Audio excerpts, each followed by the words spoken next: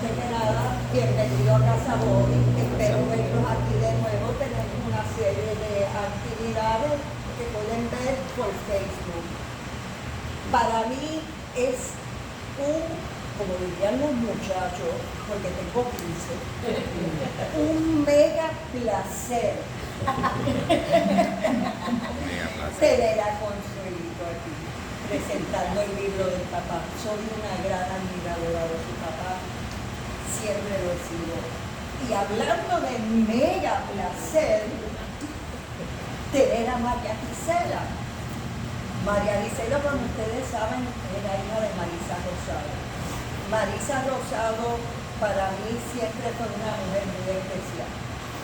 En los momentos que mi hermano Ramón estaba malo, Marisa estaba ahí. Cuando Ramón muere, yo no tenía experiencia en la cuestión cultural. Ella fue mi madre. Además de que se entregó el cuerpo y alma a Casa Bobby.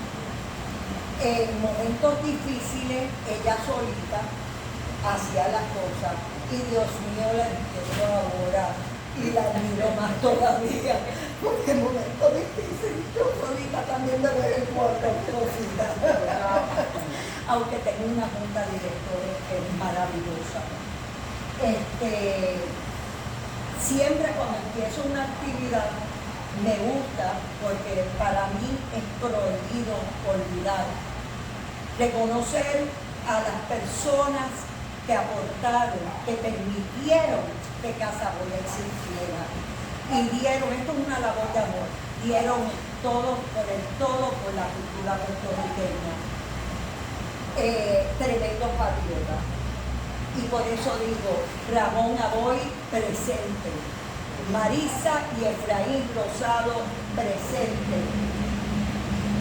Clemente Soto Vélez, nuestro artista residente, presente, y definitivamente nuestra Bruni García presente, y Cucho Charrón siempre presente. Bienvenidos y disfruten. Gracias.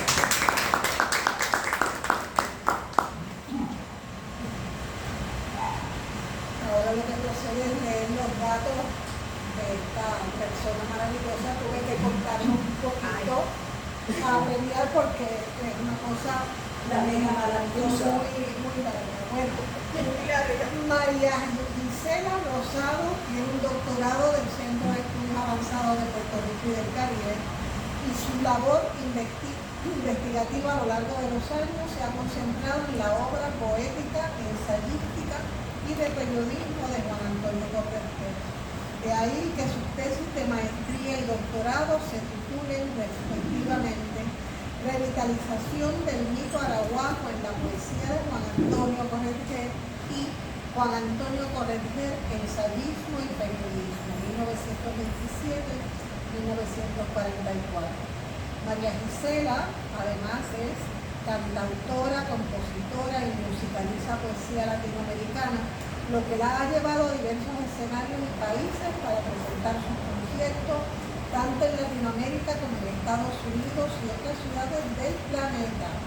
Se ha destacado como educadora en la Universidad de Puerto Rico por los pasados 31 años con el diseño de literatura hispanoamericana y de la acción creativa. Entre los reconocimientos que se le han concedido se encuentra el Premio de Excelencia Académica de la Fundación del Banco Popular en 2013 y 2 menciones de honor del Ateneo Puertorriqueño por el género de cuento. En este renglón es preciso añadir que María Gisela tiene 2 poemarios y varios libros de cuentos pendientes de publicación. Actualmente es coordinadora académica de la Escuela Secundaria de la UPR y presidenta del capítulo de Río Piedras de la Asociación Puertorriqueña de Profesores Universitarios, la APU. Se ha destacado en funciones sindicales a favor de los docentes y en la defensa de la universidad pública y su función esencial para el país. Pero volvamos a corregir. María Gisela ha ofrecido conferencias sobre su obra en La Habana, en el Centro Cultural Pablo de la Corriente Bravo, en diferentes universidades públicas y privadas, y en diversos centros culturales por toda la isla. Dar a conocer la importante obra literaria de Corregé es su compromiso literario, histórico y político en la medida en que compara a Don Juan como escritor, emancipador, luchador e ideólogo con José Martí. María Gisela, para presentar la 9ª edición de la lucha por la independencia de Puerto Rico. Gracias a todos los interesados en este tema y en esta figura y sobre todo la palabra que inmortaliza al hombre, al luchador, al político, al ideólogo.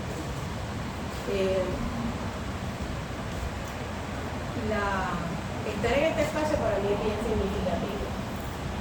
Por todo lo que dijeron tanto Vanessa Droz como Carmen, entro aquí y me siento que papi va a aparecer por ahí lo más. Un espacio donde crecimos y donde yo empecé a cantar en este espacio también. Así que es significativo, tuve el apoyo de Moncho. Cuando mami me decía, pero si tú eres maestra, tú no eres cantante. Y Moncho dijo, no le hagas caso, tú vas a cantar aquí. Así que fue un espacio muy especial. Voy a hablarles del libro, el libro que ahora está traducido al inglés por su hija Consolito, que con mucho amor y siendo un experto en traducción, fue fiel y exacta, más amplió con notas al pie de página ese contexto de este libro tan importante. Además está en español, así que usted puede elegir si quiere incluso regalarle a amigos, gente que está en Estados Unidos, que no dominan el español. Tenemos la oportunidad de que los boricuas que están del otro lado ahora también puedan educarse con este libro. Saludos a todos y todas los que han llegado a este espacio cultural tan amado y conocer esta nueva versión de un ensayo escrito por Corregé en 1949. Gracias, Consuelito. Traductora puntillosa, podemos llevar a los lares, a otros lares y en inglés, lo que llamaré no solo un ensayo, sino un texto necesario para el conocimiento de la historia de Puerto Rico, más específicamente la historia de la lucha por independencia patria desde sus primeras resistencias hasta sus revoluciones. Es la historia no oficial, la omitida en 1949 como en el 2022.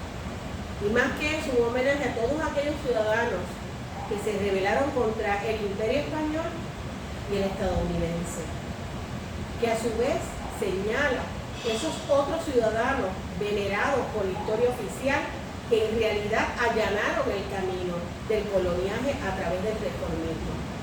Para corregir el reformismo, sus líderes y sus motivos son ese impedimento constante para el logro de la independencia de Puerto Rico, y en todos los tiempos, bajo dos imperios, ha sido el instrumento más eficaz para detener cualquier esfuerzo de lucha revolucionaria para alcanzar la liberación o emancipación.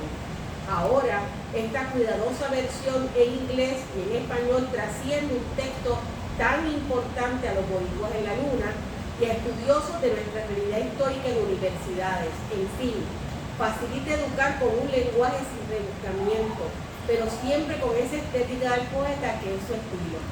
Corregé dedicó su vida entera a despertar el jaguar dormido de nuestra conciencia, esa que no puede despertar sin el conocimiento de nuestra historia, de las excelsas figuras que tuvieron el valor y la voluntad de liberar y abrir caminos donde otros cultivaban la sumisión ante los imperios y caían en el terrible papel histórico de congraciarse con sus estrategias de adormilamiento, represión y criminalización de los luchadores en todos los tiempos. La dedicatoria de este ensayo fundamental es clara en su homenaje al pueblo puertorriqueño. Dice, a los obreros, a los campesinos, a mis compañeros de lucha que encontraron en la muerte honrosa vida perdurable, inolvidables bajos de mi tropa, a los albañiles, tabaqueros, carpinteros, pintores y peones agrícolas que me han recibido con cariño y confianza en su amistad y aprecio, y me acompañaron con singular lealtad e inquebrantable fe en esta nueva etapa de lucha. Dedico emocionadamente estas páginas. En la nota del autor para la edición de 1977, Correger expuso su proceso de escritura de este ensayo y sus tentaciones como autor. Dice, a lo largo de estos 28 años y aún entre los que median los 3 transcurridos desde su última edición, cada vez que he proyectado su nueva salida, he pensado en reescribirlo, en rehacerlo y aún completarlo hasta cubrir el desarrollo de nuestra lucha desde que originalmente se publica. Pensé muchas veces, aún lo pienso, que cada capítulo podría convertirlo en un tomo aparte. No obstante, una curiosa coincidencia entre mi particular y silenciado juicio y el de algunos amigos puertorriqueños y sudamericanos me apartaron hasta ahora de esa decisión, que yo llamo una tentación para cualquier escritor, ¿verdad? Correger escribe este ensayo convencido de la fe que merece nuestro pueblo, una fe que no es religiosa, sino que se fundamenta en hechos para demostrar que, contrario a la versión del puertorriqueño dócil, del cual René Márquez escribiera en 1963, es decir, 14 años después, el puertorriqueño sí se ha revelado, luchado y combatido al imperio. La construcción mental de esa supuesta docilidad, boquibajismo, sumisión, pese a los siglos de coloniales. El retrato del colonizado de Albert Memmi, escrito en 1957, 8 años después del ensayo Correger, apuntaba un discurso de domesticación del colonizado que llegaba a imponerse en su psique colectiva y como mito en una mirada reducida de sí mismo frente al colonizador. Un retrato que le infantiliza, le lleva a creer su inferioridad como algo cierto, le imprime un desconocimiento y desvalorización de su cultura, su historia y las luchas que sus iguales llevaron a cabo contra el gobierno colonial. Ese retrato falso, impuesto por el imperio, logra borrar la memoria de sus gestas y héroes, y así, ninguneado, es más llevadero manipularlo y explotarlo. La omisión histórica y desvirtuar sus gestas patrias son instrumentos curriculares y pedagógicos al servicio del imperio para pacificar al ninguneado. Como se puede apreciar, Correger se adelantó a Memmi, incluso a Paulo Freire, quien escribe su Pedagogía del Oprimido en 1968, 19 años después de publicado este libro, en su concepción de que el coloniaje nos borraba la historia de nuestra valentía como pueblo, nuestros hombres y mujeres heroicos en la defensa de la independencia, y desde su experiencia personal como luchador nacionalista hasta el 44, como escritor y líder perseguido, encarcelado varias veces, criminalizado, como periodista que fue toda su vida, se dio a la tarea de recordarnos en la lucha por la independencia de Puerto Rico las historias de los sucesos históricos que no cuentan con libros de historia, y los nombres de los hombres y mujeres, como también llamó la historia de las reguladas puertorriqueñas, que es la historia de las reguladas de sus líderes. Supo del desconocimiento y escribió para que conociéramos y rememoráramos la historia. Creó el texto donde no lo había y juzgó cómo no hacerlo. Esas figuras veneradas por la historia oficial que se aliaron al imperio. Inicia su ensayo con estas palabras: al examinar su historia, descubriremos que nuestro pueblo ha sido engañado y traicionado. Y afirma que, contrario a esto, el puertorriqueño jamás se ha faltado a sí mismo. Continúa su afirmación reconstructiva histórica. La historia del país revela, por el contrario, que en los momentos decisivos de nuestro avatar histórico, el pueblo siempre ha respondido, y añade: a lo largo de nuestra historia, el pueblo ha avanzado a pesar de sus líderes y se ha detenido y retrancado por su liderato. Y este ensayo de Correger no ha pasado a ser parte del currículo universitario y escolar. Como gran parte de su obra literaria invisibilizada, omitida, censurada, es precisamente porque su juicio, su reconstrucción de la historia auténtica, desmitifica a los líderes que se alinearon con el imperio, los próceres del colonialismo. La revolución de Lares fue tema constante en su obra ensayística. A través del tiempo, como empresa, nadie que se respete a sí mismo puede negar la existencia de la nacionalidad puertorriqueña. Y con Lares se comprueba su tesis. Allí falló el liderato general del país, que dejó solo al pueblo decidido. que cortó el paso de retorno de Betances, que abandonó al pueblo en la acción libertadora. Lares es para correr piedra de nuestra fundación, el alma de nuestra historia, lo vivo y lo inmortal, y lo vivificante en nuestra marcha, nuestra única bandera de redención y de triunfo. No es de extrañar que uno de los ensayos más extraordinarios de nuestro autor y de la ensayística puertorriqueña sea precisamente Mitología del Grito de Lares. Historia, poesía, mito y símbolos se conjugan en ese ensayo. En la lucha por la independencia de Puerto Rico, corregir lo que significa esa aspiración a la independencia como un deseo de ver realizados nuestros ideales como grupo humano, como pueblo, como nación. Ello significa, argumenta el autor, que queremos disponer de una manera nuestra de todo lo más glorioso, complejo de nuestra herencia espiritual y material. El mundo estará en nosotros, pero nosotros somos nuestros. Sentimos de fondo la voz de José Martí en nuestra América. El gobierno ha de nacer del país. Correger recibe el mandato de Martí, a quien mucho estudió y admiró y emuló. Martí planteaba que se debía privilegiar la historia propia, y esa es la que se debe enseñar. Su pasado, su origen, conocer lo propio. Nuestra Grecia es preferible a la Grecia que no es nuestra. Esa es la tarea que emprendió Correger en su poesía y en sus ensayos. Rememorar el hombre original y libre. Destacar esa historia propia. Sus líderes y gestas. Creó los textos de la escuela descolonizadora, sin ser educador formalmente. Creó las bases para antologías literarias con nuestros destacados y olvidados escritores, y logró imprimir una mirada valorativa del puertorriqueño centrada en su heroicidad. En este ensayo, motivo de celebración, al verse traducido rigurosa y amorosamente por Consuelito, se invita al lector al análisis del daño impuesto por el reformismo a esta lucha por independencia patria. Ese reformismo canceroso que ha propiciado los dos imperialismos, el español y el de los Estados Unidos de América. Correger expresa reformismo o revolución, y aquí la decisión final del pueblo puertorriqueño. Y es que sabe que la revolución triunfará cuando triunfe en la cabeza de los puertorriqueños, que sería vencer el reformismo criollo, como le llama, y que la única forma de derrotar el imperialismo es hacerlo inservible. Al reformismo incluye el uso de las urnas, la abstención o boicot electoral, la huelga contributiva y el rechazo a servir en las Fuerzas Armadas. Uno, como puertorriqueña, reflexiona estas propuestas y se consigue servir. O sea, yo leyéndolo nuevamente se ha sido servir también, ¿verdad? He participado como candidata de un partido y he votado el voto para descubrir que Correger siempre tuvo razón.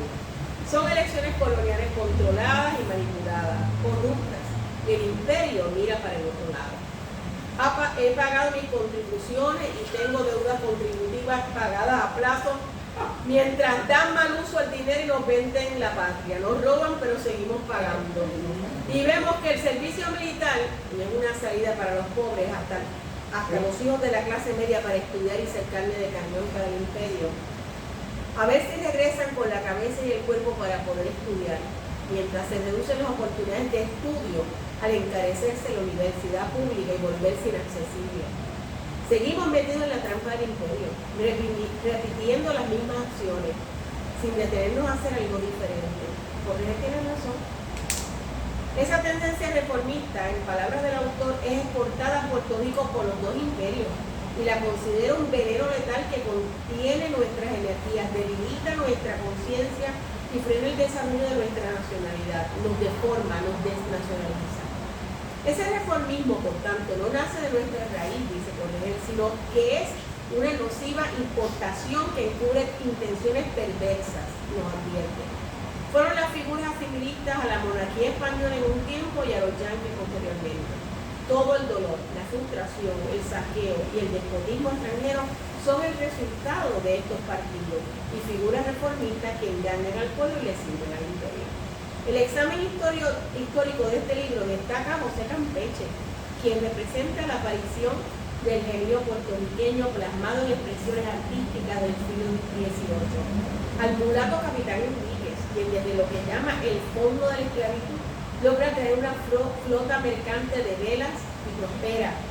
Antonio Valero de Bernabe, hijo de una familia aristocrática, y Roberto Cofresí, hijo de una familia trabajadora, demuestran voluntad y discernimiento ideológico de la nación.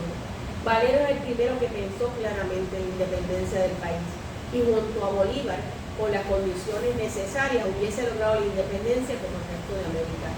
Por otro lado, Cofresí recibió la leyenda negra de ladrón de mares, aunque su pueblo lo considerara un héroe que navegaba con la bandera de la República de Puerto Rico libre. De hecho, el mismo Cofresí le llama Corregel les considera la asunción de la voluntad patriótica al heroísmo. Destaquen esa voluntad de los milicianos boricuas que se negaron a luchar contra los venezolanos o los dominicanos, considerando a los pueblos hermanos. Betances, a quien llama figura viril y apostólica de nuestra cordillera moral, es el iluminismo y el demoliberalismo, representante de la lucha de clase en contra del feudalismo, tendencia revolucionaria que surge en la montaña y que desemboca en la isla. La llegada de los africanos, la esclavitud y su abolición no pueden traerse del proceso revolucionario en Puerto Rico, porque contribuyeron a esa resistencia y lucha revolucionaria al haberse integrado a la nación. El proceso abolicionista expresa Corregel se ganó con las armas en las manos y ha sido tergiversada, desfigurada por los historiadores coloniales de tendencia reformista.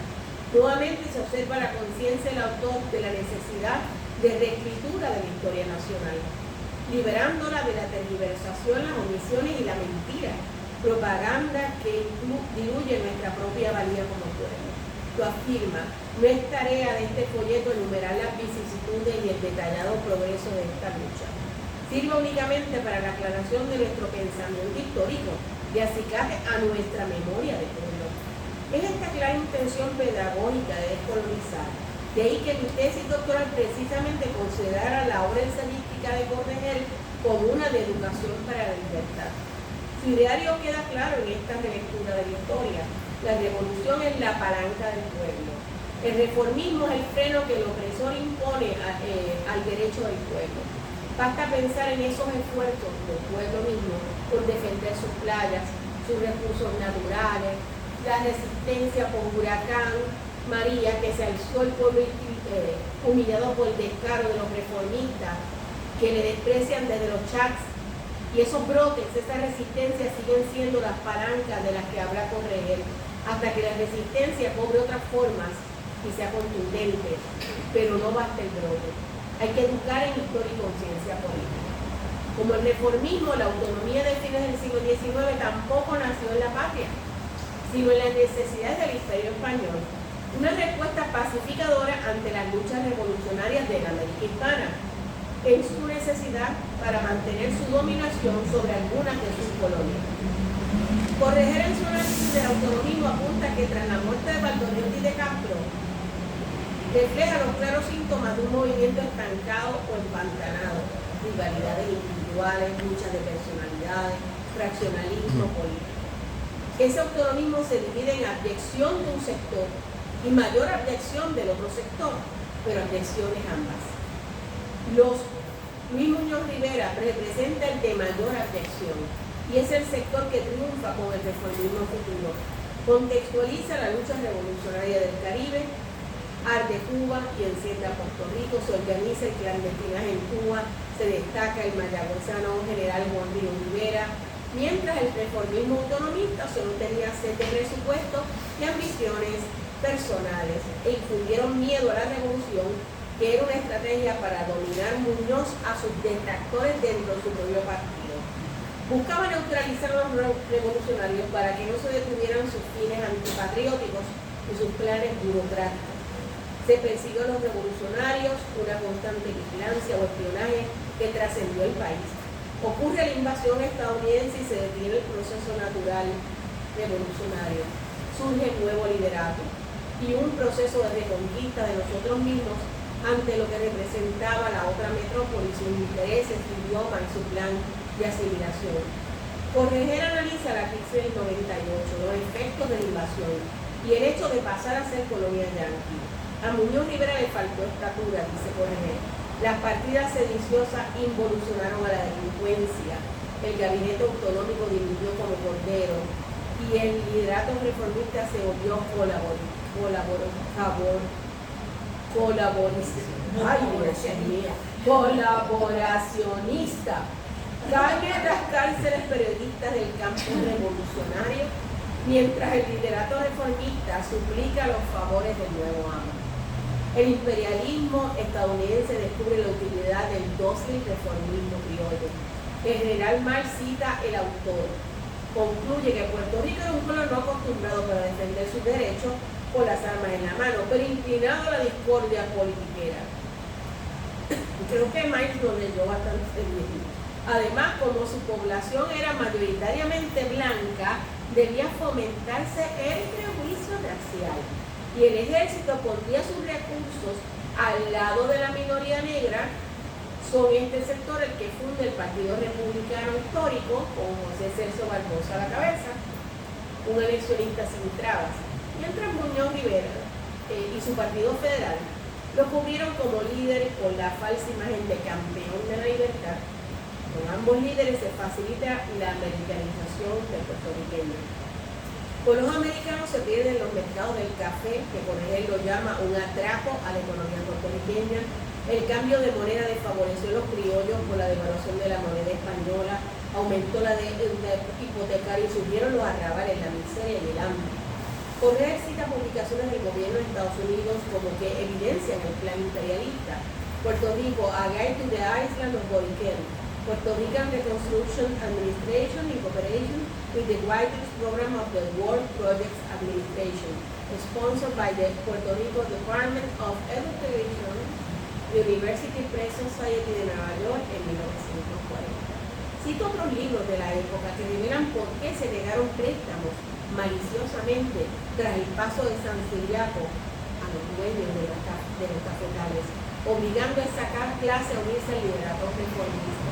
Correr documenta su análisis con fuentes fidedignas para desmentir las reiteradas reconstrucciones de nuestra historia y revelar a su lector cómo reformistas y colonialistas se combinaron para socavar el poder de los hacendados, los brotes revolucionarios de la montaña y manipulando la versión histórica. El Partido Nacionalista de Puerto Rico en 1923 surge de un sector del Partido Unionista, mientras se crea la alianza que neutraliza a los anexionistas y a los independentistas, y se dedicaron a la defensa del status quo, similar, dice Correa, al Partido Popular Democrático. En el 29 hay inconformidad generalizada en el pueblo. Ni la Asociación de Agricultores, ni el Partido Socialista, ni la Federación lidera instrumentos de liberación, afirma Correa. Edgar Hoover se ensaña con Puerto Rico y promueve la división. Fue entonces que los socialistas y los anexionistas reaccionarios se unieron para sostener el imperialismo. El Partido Nacionalista pasa a ser de un partido académico y juridicista a una fuerza que transformó el país en 1930. Cita a Martí. A veces está listo el hombre y no está listo el pueblo. A veces está listo el pueblo y no aparece el hombre. El pueblo coincide con el hombre, con el regreso de Pedro Albizu Campos a Puerto Rico, y se le unen intelectuales, juventud en masa y escritores. Albizu produce independencia y revolución y tiene con él al pueblo. Queda un interrogante sobre por qué no se logró una victoria final. Nos enseña el autor e ideólogo que es Correa. Dice, es necesario ver la historia como un proceso, no como una serie de hombres y sucesos surgidos y sucedidos al azar. Ese proceso y su contexto es la extraordinaria aportación de este libro que ahora pueden leer los puertorriqueños en español e inglés. Es el descubrimiento preciso, claro y bien analizado de quien no solo escribe nuestra historia invadida de mentiras, sino que de quien la vivió siendo un líder antiimperialista desde 1928 en Nueva York. Militó en el Partido Nacionalista que revolucionó el país y sufrió con su liderato la represión infame del gobierno colonial y del imperio con sus cuerpos de inteligencia, sus prisioneros políticos no reconocidos y sus planes de asesinato de líderes de la independencia en el siglo XX. Terminamos con sus provocativas palabras. Los reformistas puertorriqueños de todas las matizaciones, todos, absolutamente todos, los de la absurda y suicida predicación de la paz y el orden, de la concurrencia a elecciones, todos los del margen exclusivamente legalista, todos los que se ciñen con exclusividad a las formas legales de lucha, todos están colaborando a retardar, porque hasta eso nada más llega a su poder. El proceso revolucionario puertorriqueño, que ha de ser el comienzo de una nueva guerra hispanoamericana de independencia, no ha de tardar el momento en que los más de ellos, convencidos y contritos, vengan a engrosar las filas de las fuerzas revolucionarias, y a los demás los pondrá la historia debajo de las camas. Allí podrán darse la mano con Luis Muñoz Marín.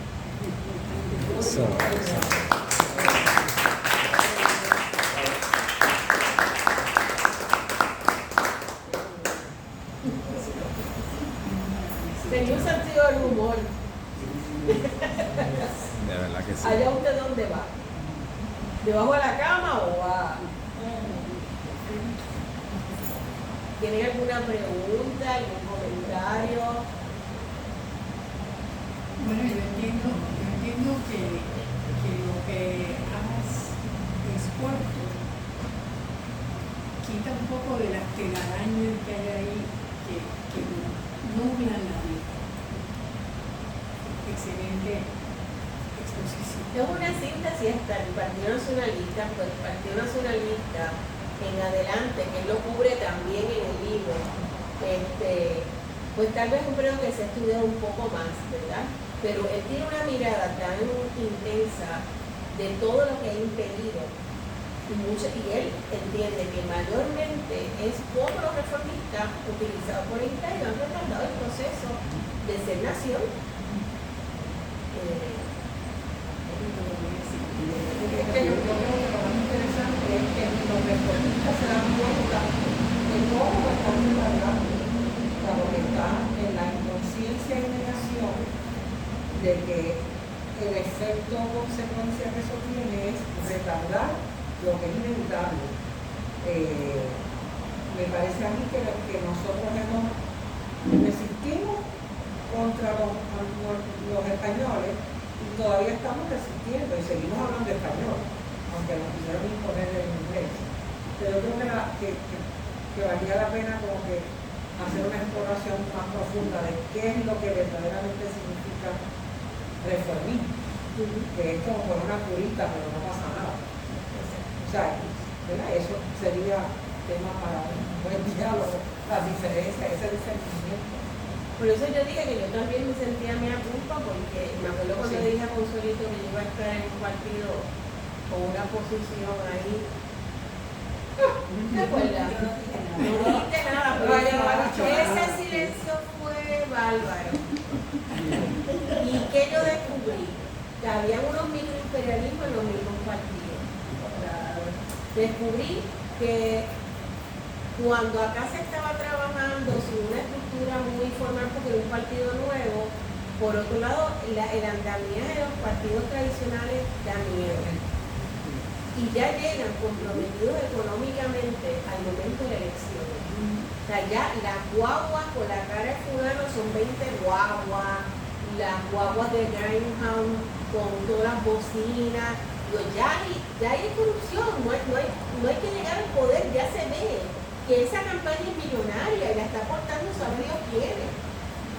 Y de hecho en esa elección en que yo participé era abrumadora la diferencia entre un partido y el otro que estaban siempre pugnándose el poder, pero ya el otro partido estaba cayendo en menos y no tenía ese poder adquisitivo, ¿verdad?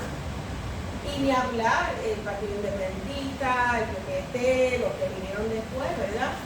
Y uno ve cómo se diluye, porque uno sigue pensando en democracia, yo quiero participar, yo quiero votar. No descubro que mi compañero, que nunca ha votado, tiene más razón que yo. Él por apatía, pero ha seguido la política más correcta.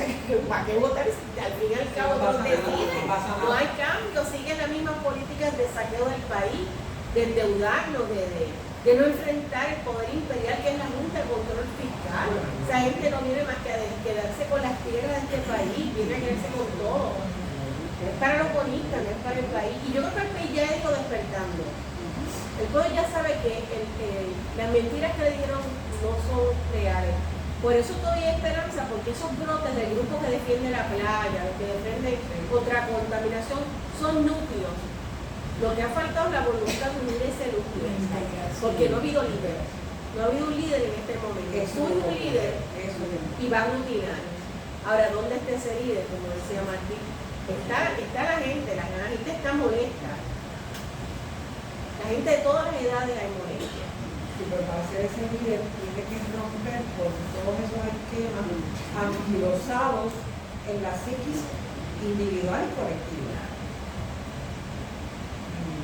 Y a mí me sorprende que Correa, en ese libro, el 49, apenas había dejado el Partido Nacionalista 5 años antes, en un ensayo bien claro, porque es que él no empezó con el Partido Nacionalista, él en 21 estuvo en Nueva York, en la Liga Antiimperialista, especialmente la sección de Nicaragua, conoció a Sócrates Sandino, cuando Sócrates viaja y estaba buscando armas y dinero, llega a Nicaragua, lo matan, por eso en toda su ensayística Juan Antonio le dedicó a Nicaragua, y de hecho está vinculado al asesinato de Rick, porque Rick estuvo en Nicaragua cuando se trama la muerte de Sandino.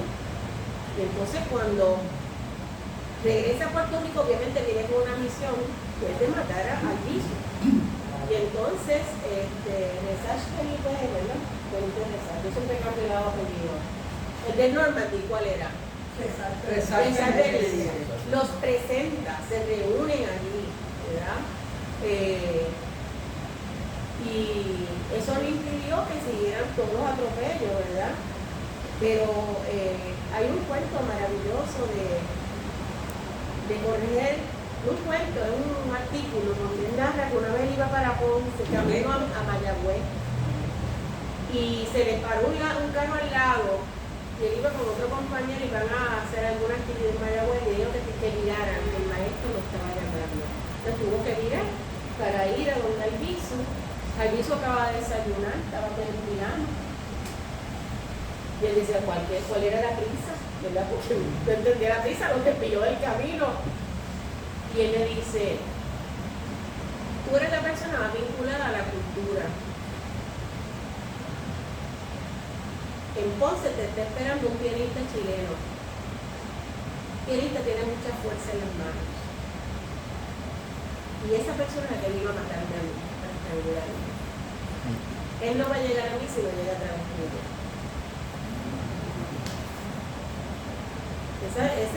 Yo no recuerdo bien el nombre, pero se sabe quién es ese pianista chileno. Que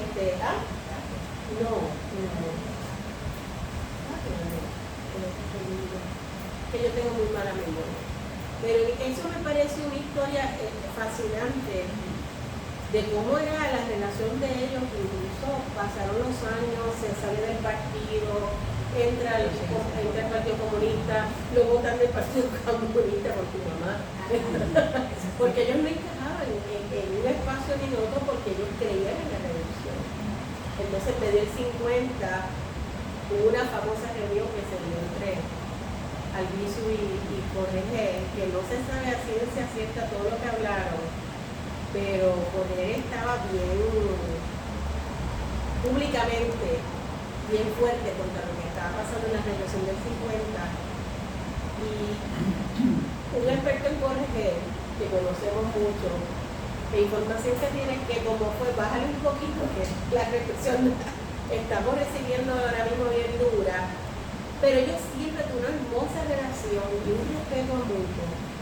Y una cosa, más de cosas que yo viví con mami, que mami fue biógrafa de Albizu, pues obviamente trabajé junto a ella, según yo escribí, investigaba, ella iba leyendo y me ayudaba a contextualizar cosas que a veces yo tenía acá un poco sueltas. Y mami cuando terminé la tesis me dijo, yo no sabía, yo sabía todo lo que hizo por ejemplo, yo no tenía idea de que era tan líder como Albizu. Era De hecho, es la persona que tuvo la misión de irse por el Caribe a buscar armas para la revolución en Puerto Rico. Y según llegaba a un lugar, se tenía que ir corriendo porque ya llegaba el imperialismo y venían a matarlo. Y se iba moviendo de una isla a otra. En Cuba consigue que allá también estaban en medio de la guerra, no le podían dar armas. Él estaba detrás de los generales de Santiago para que vinieran a entrenar los puertorriqueños. Y había uno en Santo Domingo y estaba el que estaba en Cuba. Y el que estaba en Cuba lo mataron junto a Guitera. En el atentado de Guitera lo mataron. Y lo que dijeron fue que podemos dar bombas. Eso fue lo que le podían dar. No podían dar armas ni entrenamiento, porque yo estaba en medio, y era para como que, porque exploten una cosita en Puerto Rico y dividimos la atención del imperio con los dos.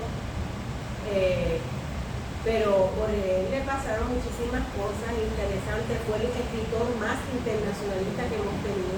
Todavía Consue sigue consiguiendo, sigue buscando y hemos encontrado muchos textos que no conocíamos donde estaban. Hay unos en Cuba que se los incautaron cuando lo metieron preso.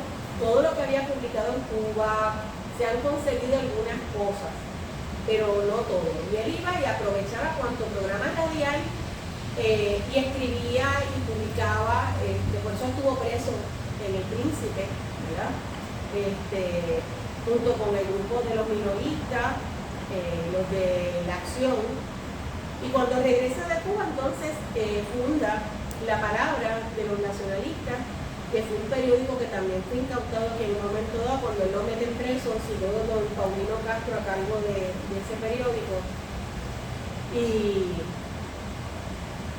Correa fue preso estrictamente por no entregar los actas del Partido Nacionalista, que eso nosotros no sabemos, ¿verdad? Pero fue el que más intención hubo de asesinar en prisión. Correa, Arbizu estaba enfermo y hay una situación que se ha narrado ya históricamente de que Correa lo tenían cargando bolsas de cemento en una concretera, y un hombre que era un intelectual, y por más que fuera autodidacta, era un hombre que no estaba acostumbrado a cargar esos sacos, y con una mega infección con el cemento, estuvo muy malo.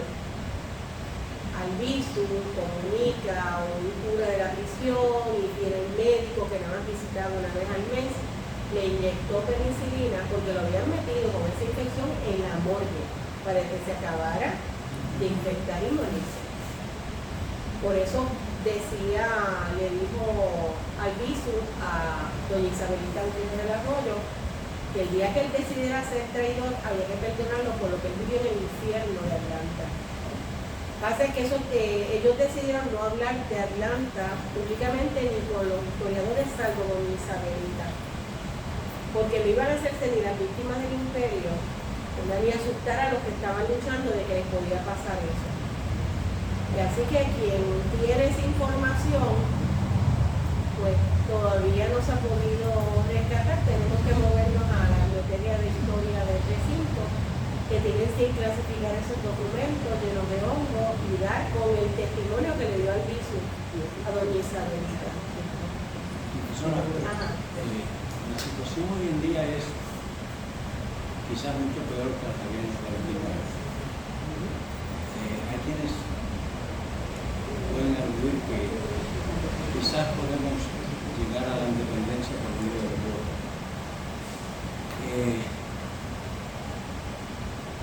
¿O de qué otra manera podríamos nosotros lograr ese anhelo de nuestro esposo directivo? Claro que uno anhela que sea sin la muerte de un solo puertorriqueño.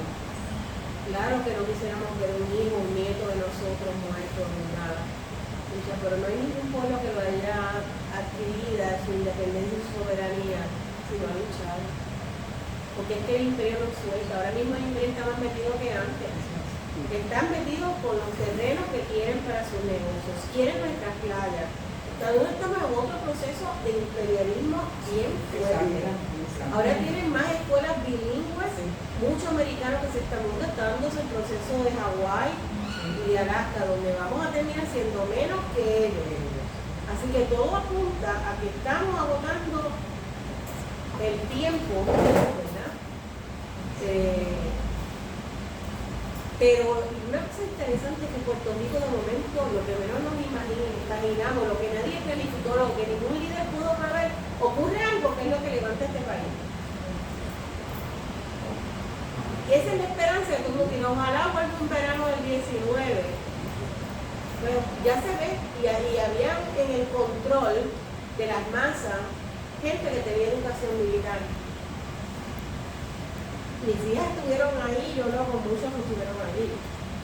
Cuando se formaba el revolú, había gente vestida de unas maneras especiales que ayudaban a que la gente saliera de San Juan y tenían estrategias militares para detener la policía contra la multitud. Y podemos pensar que son puertorriqueños con entrenamiento militar, o podemos pensar otras cosas que no nos gusta tanto, como que ese movimiento también fue una manera de vaciar el enojo del país, canalizarlo por ahí, porque después, por más que hemos querido que ocurra con Nube y con todo lo que está pasando, no se logra. Duele pensar que haya sido manipulado cuando todos estuvimos allí, estuvimos apoyándolo. Pero nosotros sabemos la intervención de Estados Unidos con toda su maquinaria en otras partes del mundo, con su propia inteligencia, y vamos a pensar que aquí las cosas ocurren espontáneamente también. Y esa duda, esa frustración, esa pregunta, necesita canalizarse en diálogo, en foros, en espacio. Ya nosotros somos una generación que fue envejecido, ¿verdad? Y que yo veo a los jóvenes, están hablando inglés, vienen de escuelas bilingües que ahora son por montones, ya están pensando y escribiendo en inglés, que era la resistencia que teníamos. Bueno, le están escribiendo en español terrible, haciendo con S y sin H. Por la Sin embargo, ellos, los jóvenes, independientemente del idioma, muchos tienen conciencia y se identifican con otros jóvenes. Aquí las armas están, contrario a la época que él describe, las armas están en los puntos rojos. Exacto. AK-47 pide armas que hay ilegales.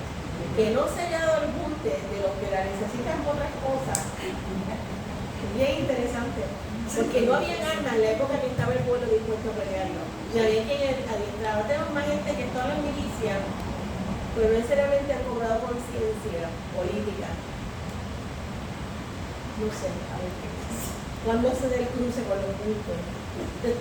Bueno, y el surgimiento de un líder carismático que aglutine desde diferentes conceptualizaciones de lo que está ocurriendo en el país.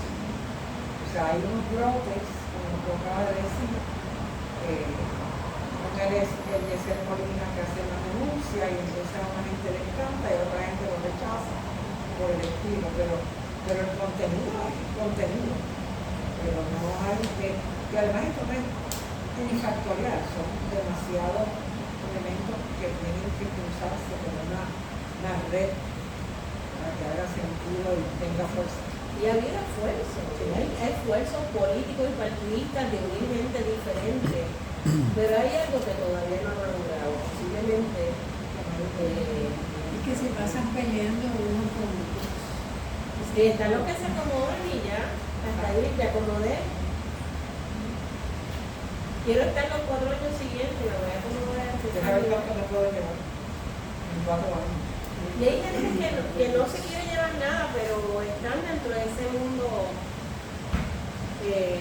donde hemos llegado a lo que él decía, la discordia, la desconfianza de unos con los otros. Yo creo que ese es el mejor trabajo que ha hecho la inteligencia en este país. Es el trabajo más de filigrana. Sí, gracias. Maravilloso. Se ha traducido en inglés. Sí. ¿Por qué se traduce ahora y cuál ha sido el objetivo de traducir? ¿Puedes aclarar esa respuesta? Sí. Yo viví muchos años en Estados Unidos y una persona que yo conozco se me acercó y él me dice: aquí hay puertorriqueños que creen en la independencia, pero no dominamos el español. Yo creo que hay que traducir. Y escogimos la lucha por la independencia de Puerto Rico porque es un texto básico, fundamental. Y pues me di a la tarea de traducirlo. Me tomó un año traducirlo. Y pues aquí está. Ese es. Y es tu padre, ¿no? Es mi padre. ¿Y cómo es eso de traducir a los padres? ¿Cómo tú lo ves? Bueno, como traducir cualquier otro texto, excepto que cuando yo lo traduje, él ya no estaba vivo. Yo lo traduje en el 89. Pero como yo lo había oído hablar tanto, creo que traduje sus palabras e interpreté el uso del idioma como él lo hubiese querido. A ese texto yo le hice notas al calce, no cambié, o sea, yo no interpreté lo que él quería decir, yo traduje lo que él quería decir. Y le puse notas al calce porque pensé que los que leen inglés, que no se han educado en Puerto Rico, no tienen ninguna experiencia de vivir en Puerto Rico, no iban a saber a qué se referían ciertas cosas que menciona. Y entonces, cuando reedité en la 9ª edición, utilicé también notas al calce, porque aquí no se enseña la historia de Puerto Rico. Pero el texto no se ha cambiado en nada, es lo que él escribió. Y la selección de los textos, ¿cómo fue? ¿Puedes hablar? Bueno, yo tengo varios ejemplares de distintas ediciones y escogí la del 49, la primera, porque yo sabía que las otras no habían cambiado y nadie ha hecho lo que yo hice con respecto a explicar ciertas cosas. Así que yo escogí eso, lo escaneé, lo convertí en texto editable, lo traduje, diseñé el libro. Gracias. Consuelo y de su mamá. Y su mamá era traductora también, de hecho, así que se conocieron los dos. Y Juan Antonio, Traductor también. Juan Antonio y Consuelo se ganaron la vida en Cuba, traduciendo. Hay una tradición, una familia de traductores. Así por casualidad, sí. Y su mamá también aportaba glosarios para los poemarios. Ella hacía esa aportación. Ella hacía los glosarios. Ellos se conocieron en la traducción del libro de Juan Pablo, ¿verdad? Yo no sé si se conocieron ahí, yo creo que se conocieron en Capítulo. Ah, bueno, claro. González de Alba, ya él sale más afín con el Partido Comunista, que fue el que lo apoyó estando en Atlanta, el Partido Comunista. De allá. Sí, por eso hasta el 44 él fue nacionalista, pero ya él estaba más inclinado como cuando llega acá después, es que entra el Partido Comunista y lo expulsaron Porque los consideraban muy nacionalistas. Hay una diferencia entre decir corregir revolucionario, corregir radical. ¿Perdón? Que si puedes establecer una diferencia en la evolución política de él, ¿no? Un corregir revolucionario, un corregir radical. Se podría decir eso. Él tiene una historia familiar independentista. Desde su abuelo, desde su bisabuelo, fueron independentistas. Esenciales. Hay una parte de la historia que dice que él lo aclara en uno de los libros, que su bisabuelo, de apellido González, había emigrado a Ciales porque estaba perseguido por participar en la Revolución de Lares. Y a su abuelo materno le dieron el componte, lo perseguían porque era masón, pero tenía poder económico. él se radicalizó, pero cuando más activo estuvo en la parte de que él era como el foco de todos los movimientos revolucionarios que se estaban dando, especialmente en los 60 y 70. Él era el que sabía lo que estaba pasando con todo, era la figura del medio, ¿no? Él lo buscaban, confiaban en él. Fue bien interesante porque nunca perdió la parte estética y fue su refugio lo estético, aunque estuvieran batallando afuera, estuvieran intentando matarlo y todo, el arte era lo que lo salvaba. Y hay un ensayo donde él critica, pero lo critica porque le dolió, lo dice porque le dolió. Es de las personas que más ha escrito sobre el vicio, curiosamente. Antes de que empezaran los estudios de la figura del vicio, él era el más que levantó la figura del vicio en el ensayo. Y él decía que una cosa que le dolió es que cuando Albizu el primero, antes del presidio, era un Albizu de verbo florido, de arte en su palabra, una elocuencia increíble, pero cuando llegó el rabioso de todo lo que vivió, empezó a usar hasta palabras soeces en el discurso y a él le impactó mucho, porque obviamente había un daño psicológico, pues como no lo va a ver. Entonces los seres humanos lo manejamos de manera bien distinta. En el caso del Albizu tenía una familia que se tenía que ir a Chile, que él dejaba de ver, a Perú, perdón, porque dije en Chile, de chileno pianista, que me quedé pegada. Y es bien interesante porque él le jamaqueó ver el cambio tan grande del discurso del Albizu. Lo vio como si se hubiese degradado, pero no era un factor psicológico. El foco mayor era él y el segundo foco era correr por correr el que él estaba preparando como líder. Como el asesinato de Rodríguez Cristóbal. ¿Quién era el que iba a suceder a correr en la Liga Socialista? Rodríguez Cristóbal. El país lo visita a la cárcel de Tallahassee y ese mismo fin de semana un guardia de ascendencia cubana la ahorca, lo matan. Y eso destruyó también a Correa porque era la figura que él estaba preparando para que eso sucediera.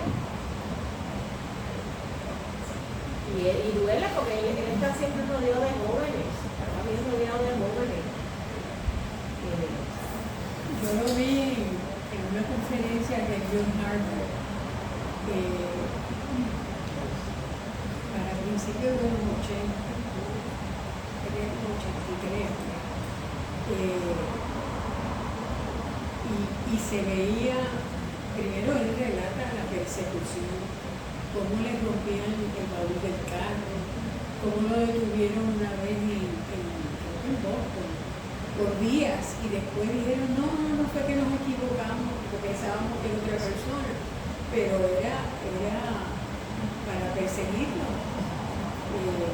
O sea que para esos años él se sentía bien perseguido, todo el tiempo viviendo. Estaba perseguido siempre, había siempre una pareja frente a la entrada de la casa.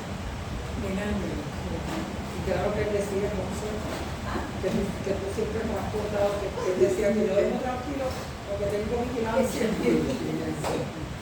Pero sí, era constante. Una vez, de hecho creo que fue la noche en que el Ateneo le entrega el Premio Nacional por Vida y Obra.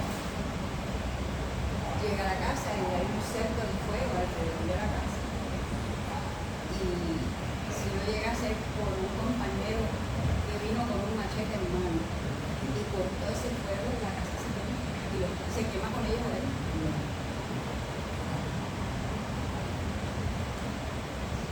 Los libros se han quedado cortos por el presidio de Correa. El primer presidio fue en Nueva York en 1928, hubo un preso por tramitar armas para Sócrates Sandino. De ese no se habla mucho. Después, pues, obviamente las que se han sabido, el 36, pero otros presidios, el 50 también, otros más. Y cómo mantuvo su obra, yo admiro, y lo digo de verdad, y se lo he dicho con su libro, cómo eso en medio de esa lucha, en medio de esos deberes, de esa persecución, siguió escribiendo poesía, y escribiendo ensayos y artículos periodísticos, y era editor de periódicos, de hecho fue editor del Mundo. Wilfredo Bracci lo reconoce como él, con otra mentalidad a la dueña del periódico, mantenía su integridad ideológica y a la vez hacía el trabajo que le daba el periódico. Él vivió de ser periodista, entonces no está en antología de periodismo, no aparece en la generación del 30 de ensayistas cuando participó de índice.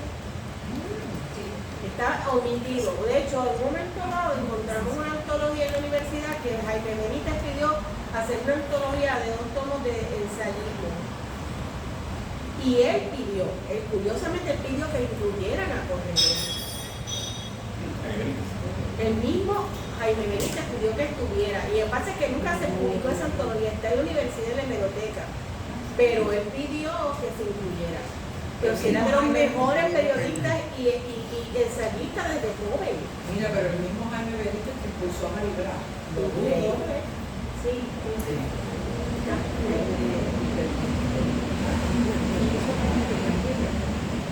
Que expulsó a Maribra con canción.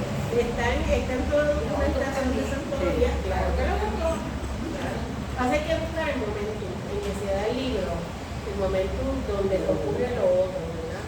Y también fue periodista en Estados Unidos. En Estados Y Unidos. escribió en inglés. Él escribió para el Daily World En ambos idiomas. Sí. y fundó un periódico que se llama Pueblos Hispanos. Fundó un periódico. Y usaba muchos seudónimos, porque como él escribía cuentos, escribía editorial, se Él iba se a llamó Gabriel Aracelis. Emeterio. Emeterio Montes, pero lo de Emeterio Montes es como más claro, porque él tenía mucha admiración por Betances y su apellido materno era Montes. Así que Emeterio, pero Aracelis, no sé de dónde sale, la verdad que no. Y había otro, Diego Astraín. que eso es vasco. Diego por su padre, pero será por su simpatía con la ETA. Era muy humilde, o sea, fíjate, el periódico lo estoy pidiendo yo casi completo, aunque incluía a Julia de Bulbo. Sí. Y tu mamá también escribía en ese periódico. Entonces, los cuentos de él son en Pueblos Hispanos, que después Ramón Felipe los reunió en un libro de cuentos. Y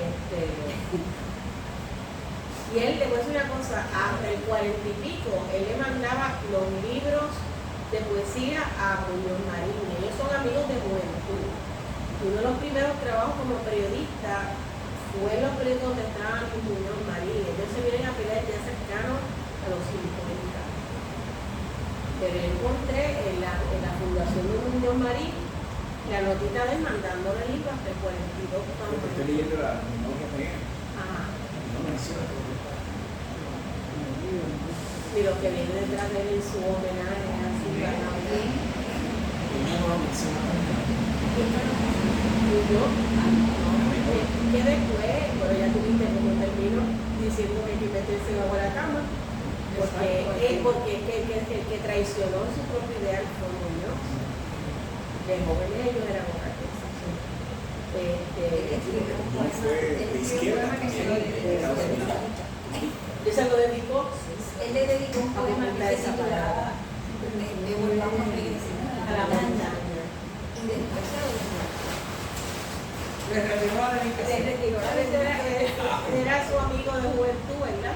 Pero la molestia porque es que se prestó. De hecho, estando en Atlanta, yo no sé si ustedes saben, fueron unos puertorriqueños que trabajaban en Estados Unidos a pedirle que pacificaran a Puerto Rico y le entregaban el gobierno del país.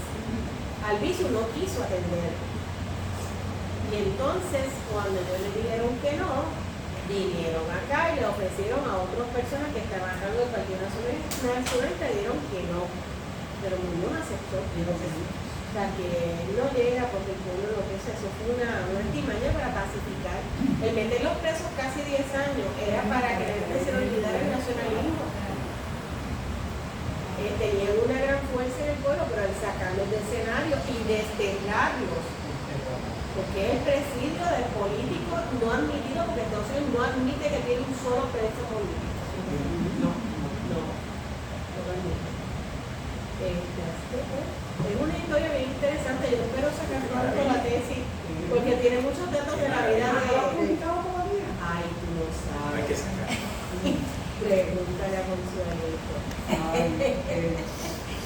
yo hago 1500 cosas. Yo pasé por Yo eso. he dejado atrás mi propia obra y yo he estado editando porque hay que quitarle la pentecita de veces.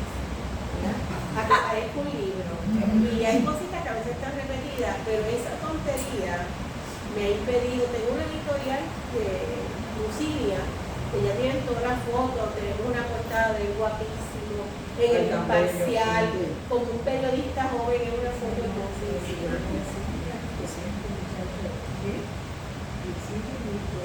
Mi hija indica libros para Lucía. Para Lucilia, pues con ellos es que yo tengo ahora mismo la palabra. Publicaron el libro de poemas de mi abuelo. José Orlando Sí, es el que ha sido mi contacto. es divino. Tú hablas de, eres profesor en Puerto Rico, porque se dedicó a la enseñanza. Sí. Trabajó en algún centro universitario. Cordejer tiene un cuarto año, ¿verdad? Bueno, terminó el cuarto año. Lo botaron de su escuela del pueblo por organizar manifestaciones. Estuvo desterrado de las escuelas de Puerto Rico por un año, porque él y otros compañeros sociales organizaron una huelga porque se quería dar clases en Semana Santa y para que le cambiaran el nombre de la escuela sociales de Horseman a José Gabriel Benítez. Y lo desterraron. Le dijeron que no podían volverse a la protesta. Cuando no lo hicieron, él se tuvo que ir a Vega Baja. Estuvo en Vega Baja y después lo dejaron regresar hacia él. Hay lectura de ese punto. O sea, que él nació, ellos le llamaban a la familia de él, le llamaban la presión a los Cordejer. Y se nota, o sea, eso venía en él desde muy joven. Sí, pero sin embargo, Eso en es realidad Exacto. su hilo conductor patriótico fuerte vino por el lado de la madre, Por por el lado de su madre. que fue completamente autodidacta. Pero ya tuviste, yo cité un poquito nada más, pero es que él no escribe un libro como este sin documentarse. Su biblioteca es tremendamente valiosa. Tremendamente valiosa. Está cerrada ahora mismo, nosotros no tenemos acceso a esa biblioteca. En Ciudades. No tenemos acceso a ella. Tal vez lo último que yo fotocopié es lo que tengamos en buenas condiciones, porque un edificio no tiene aire acondicionado, tiene humedad. Pero está abierto.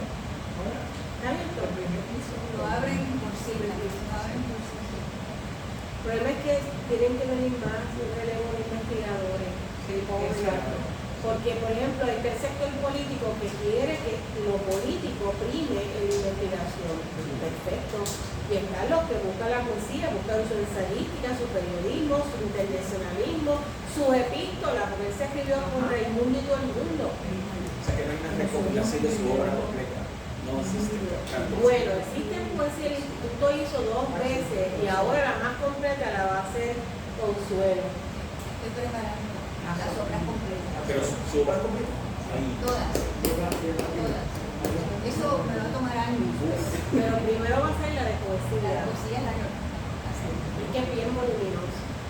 Yo sigo encontrando en los años 20 y 30 poemas que no se antologaron, Que no está en el inicio.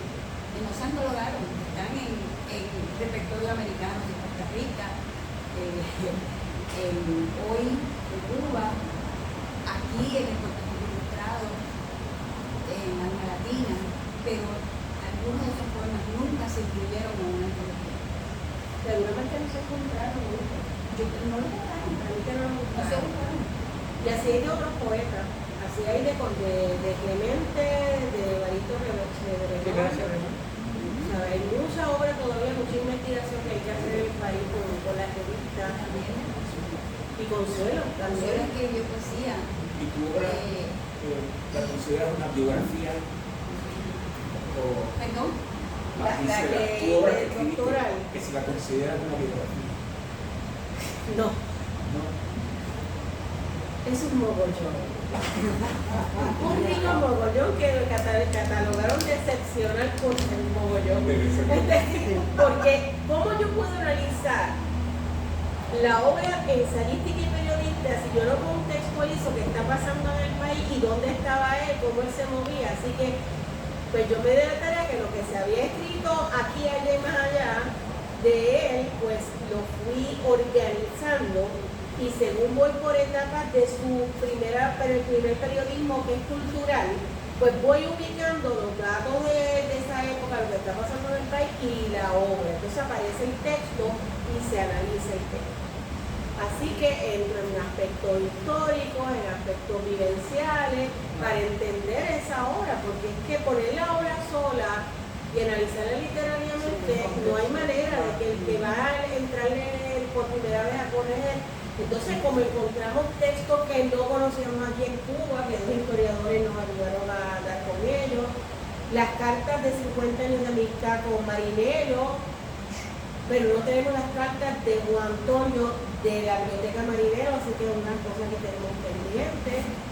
Tenemos pendiente averiguar quién fue el médico que le salvó la vida en la cárcel, eso es vital, dar con ese hombre, pues ese hombre, él estuvo vivo gracias a ese hombre que de hecho le puso la inyección y fue y renunció. Desafió una orden. Desafió la orden de que no le pusiera la inyección. Eso ocurrió, ¿no? ¿Ah? ¿Dónde ocurrió eso? En Atlanta. En Atlanta. Él con infección bárbara se lo metieron en una morgue. Muere de hambre. Y como esta gente mantuvo el humor, la literatura, el esto, de verdad, es admirable. Yo creo que tú no, lo que de manera sucinta dijiste que a él lo salvó el arte. Ese era su desahogo. La poesía era su desahogo. Él lo dejó escrito en mucho espacio y él recibió crítica desde muy temprano en su obra. En la introducción al libro de poesía que está haciendo Consuelo, yo traté de poner por lo menos de esas primeras críticas literarias, porque es importante un hombre que se leía tanto, que estaba publicado en periódico, que estaba publicado en revista y que lo midieran por completo. Nosotros ya sabemos que había una orden de estudios hispánicos de no permitir ni siquiera la investigación de su obra. Eso era figura de persecución.